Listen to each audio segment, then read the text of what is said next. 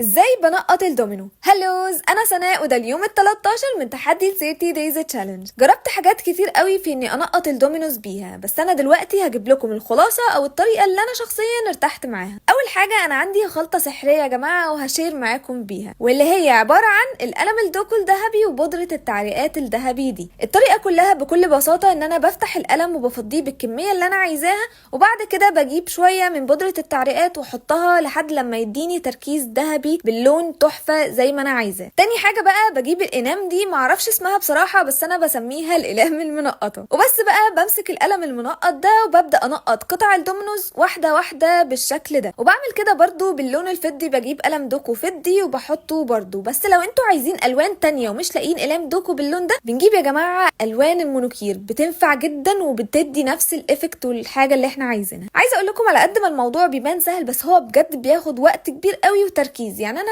الدومينو الواحده يا جماعه بتاخد مني ساعه كامله تنقيط. وبس نيجي بقى لفزوره النهارده، وبفكركم اني اختار 3 فايزين هيفوزوا بدومينو. اول فايز اعلنت عنه، والتاني هعلن عنه يوم 20 رمضان. شيء له اوراق لكن مش شجره، وله جلد لكنه مش حيوان، وفيه علم لكنه مش انسان.